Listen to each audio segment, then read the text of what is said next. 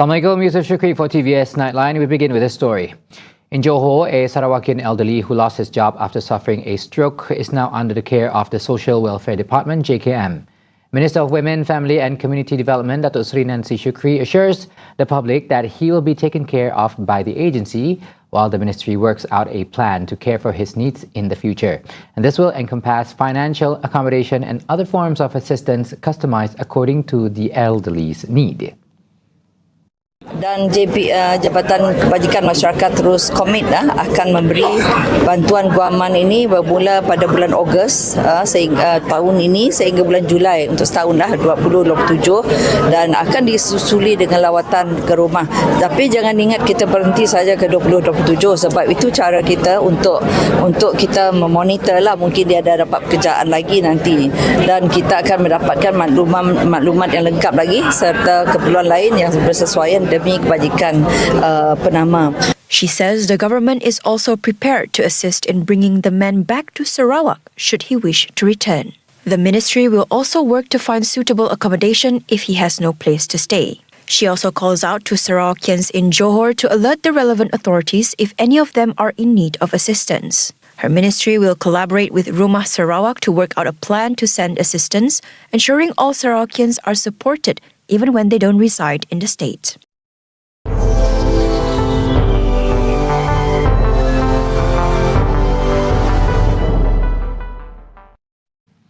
Hostilities in West Asia continue with seemingly no end in sight as the US and Iran exchange strikes.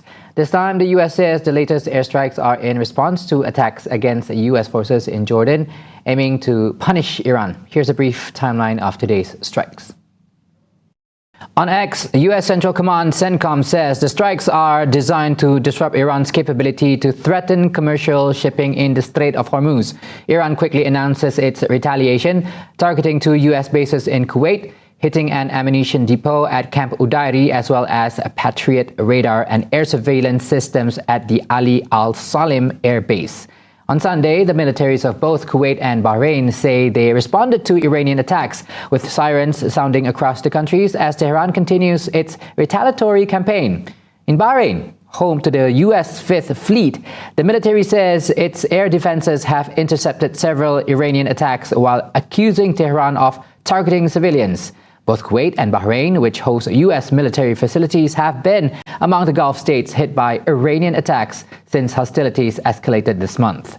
The developments come despite a ceasefire and a memorandum of understanding between Washington and Tehran.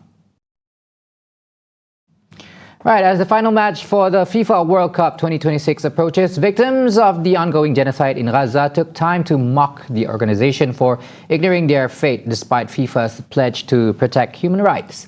Gaza amputees recreated the finals in a war-damaged stadium in the west city of Gaza City as Palestinian players injured during the conflict took to the pitch wearing the jerseys of Argentina and Spain ahead of the tournament's showpiece match.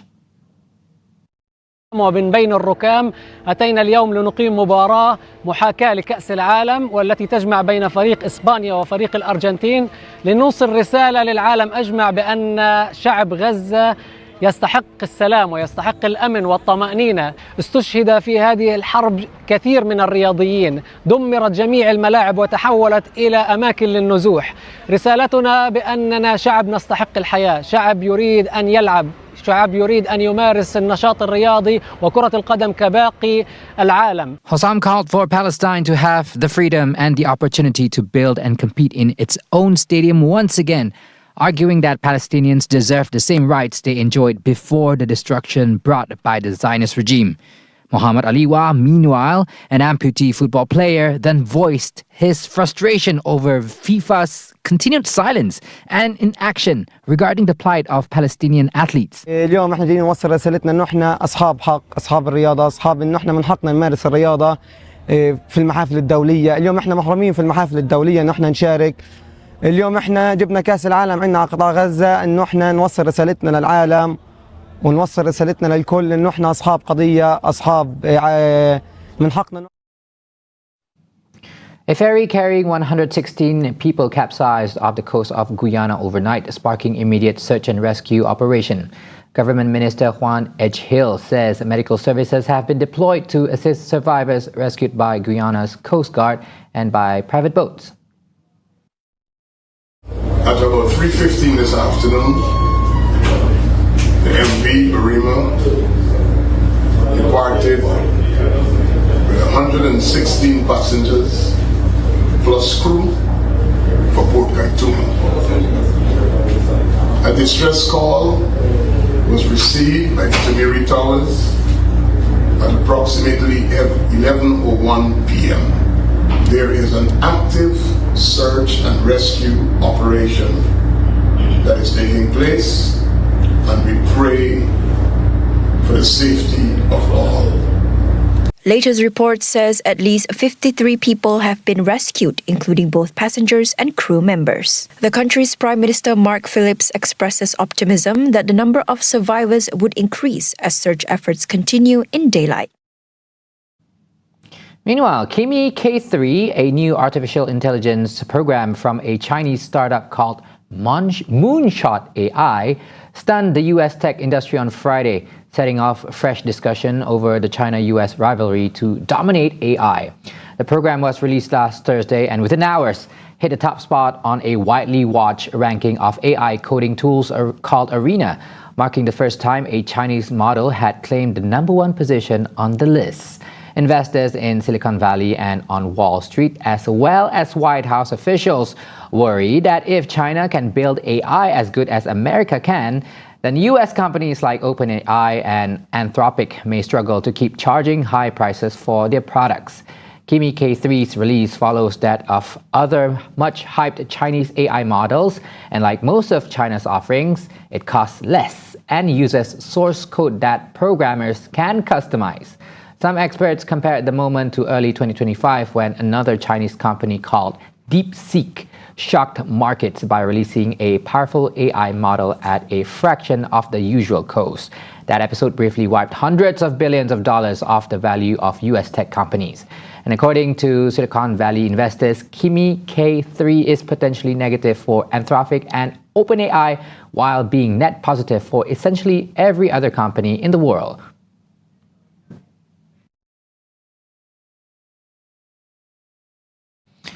Back in Sarawak, the mechanism and quote for the diesel subsidy initiative by the federal government must be reviewed to better reflect the needs of people in Sabah and Sarawak, especially those residing in rural areas.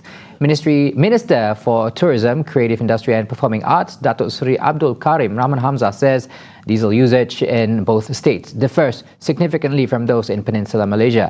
Many of them rely on diesel-powered vehicles as their main mode of transportation, while generators are highly essential to power homes and facilities such as schools and clinics.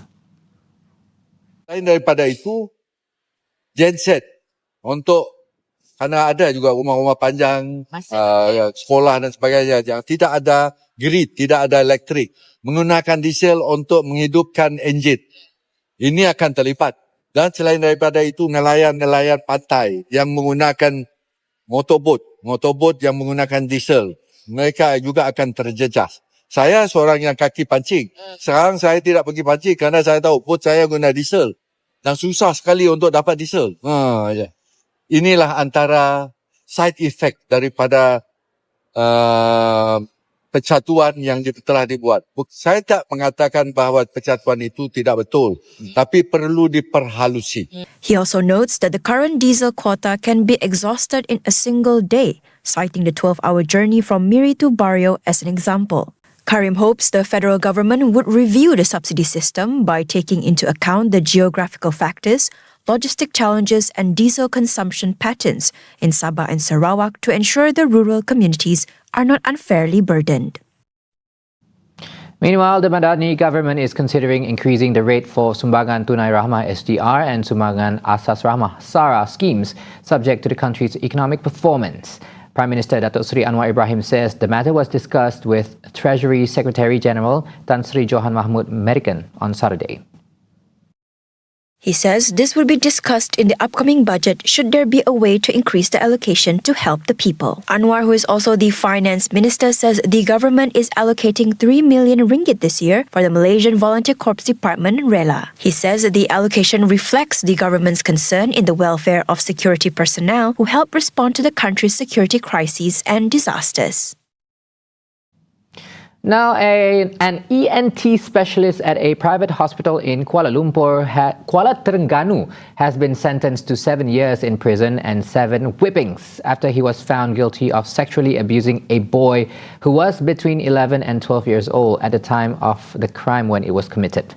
Muhammad Sofian, 42, failed to raise a reasonable doubt against the prosecution's case. All charges against Safwan indicates that the sexual assault took place in his consultation room throughout the months of September, October and November in 2022, as well as in April 2023. Meanwhile, for the first 6 charges, he was charged under Section 14A of the Sexual Offences Against Children Act 2017, while the 7th charge was framed under Section 14D of the same law. Both sections provide a penalty of up to 20 years in prison and whipping upon conviction. The court subsequently sentenced him to 5 years in prison and 1 stroke of the cane, along with a 2-year police supervision order for each of the first 6 charges. While on the 7th charge, he was sentenced to 7 years in prison, 1 stroke of the cane and 2 years of police supervision. The prison sentences will be served concurrently, effective today. We wrap up on a good note. The opening of Kenyalang Convention and Exhibition Centre KCEC1 in Miri is set to further elevate the state's MICE industry. The new convention centre will drive investment, innovation and economic growth, positioning Miri as a leading destination for international events.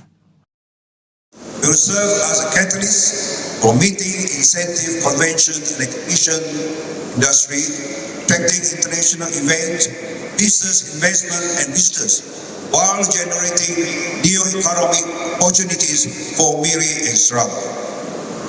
With the visionary leadership of Yang Hormat Premier Sarawak, Datuk Patigiri Tan Sri Abang Johari Tun Openg, we are confident that the Greater Miri Development Master Plan will transform Miri into a modern, resilient and internationally competitive city. Transport Minister Datuk Sri Lee Kim Shin also welcomes plans to develop KCEC2 in the future, subject to market demand. KCEC1 is part of the integrated Kenyalang Smart City development, which includes a Fudan University branch campus, a hospital, an integrative medical research institute, a water theme park, hotels, commercial and residential developments, as well as sports and recreational facilities.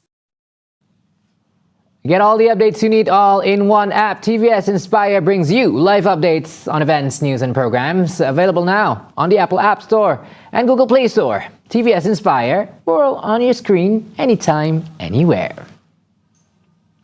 And those are the updates on TVS Nightline. I'm Yusuf Shukri. Thank you for watching. Have a good night and Assalamualaikum.